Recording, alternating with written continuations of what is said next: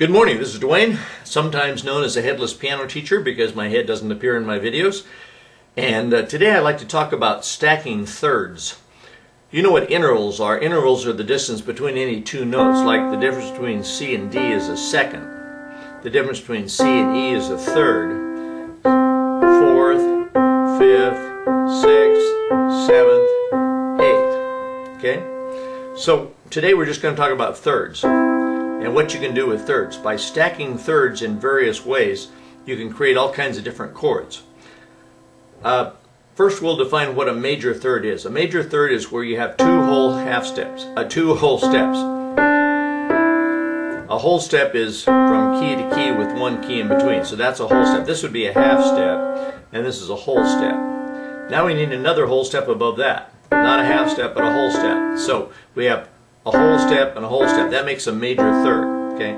So from C to E is a major third. From C to E flat is a minor third. Okay? So we're going to talk about two different kinds of thirds, major thirds and minor thirds. Now that's easy to see when you say start on C, but what if you started on B, for example? What's a whole step above B? Is it C? No, you got to skip a key. So a whole step above D, a whole step above B is C sharp. A whole step above C sharp is not D, it's D sharp, right? So that's a major third, and that would be a minor third.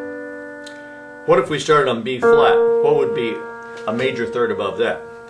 Well, we have to go up a whole step and then another whole step. So that would be a major third above B flat. That would be a minor third. What if we started on D flat? Whole step, whole step. So that would be a major third and that would be a minor third. Okay? So we've established the difference between major thirds and minor thirds. So let's see now what they create. A major third is like that and a minor third is like that. Now let's make a chord. Let's stack a minor third on top of a major third. That's a major third. Now let's go up a minor third from here. Not a major third, but a minor third. Okay? So here we have a major third with a minor third on top of it. And guess what? That creates a major chord. A major triad, a major three-note chord. It's always a major third on the bottom and a minor third on top. That's the definition of a major chord. If I put a minor third on the bottom and then a major third on the top, that's the definition of a minor chord. But what if I stack two minor thirds? Okay, here's the first minor third. Where would the second minor third be?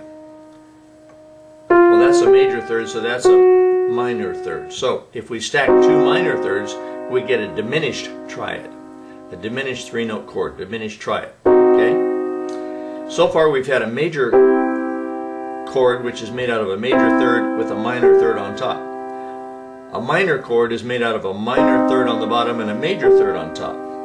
But a diminished triad is made out of two minor thirds, minor third on top of a minor third.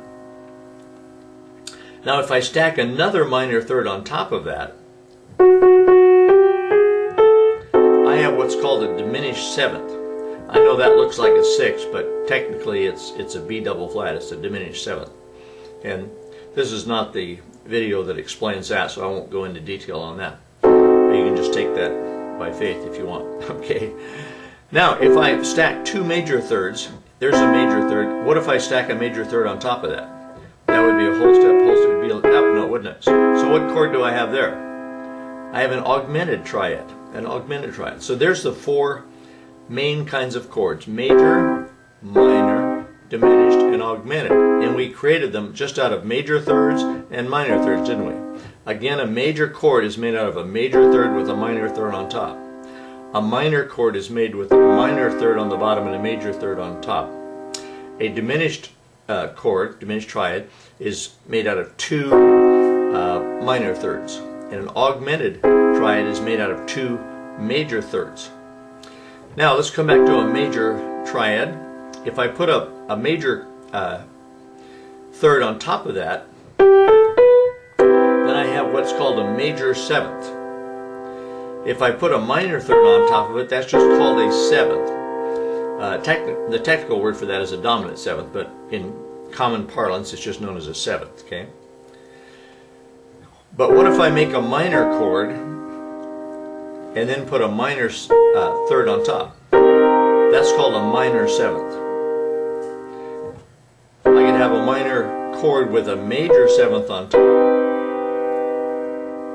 or I could have a diminished triad with a seventh on top. That's called a half diminished chord.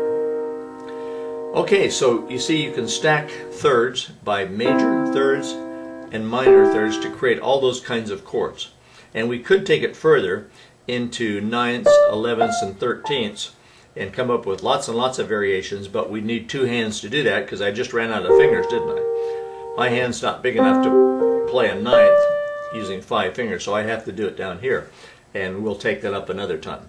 So that's it for today, just some ideas about stacking chords out of major and minor thirds. So we'll see you tomorrow with another piano tip. Bye-bye for now.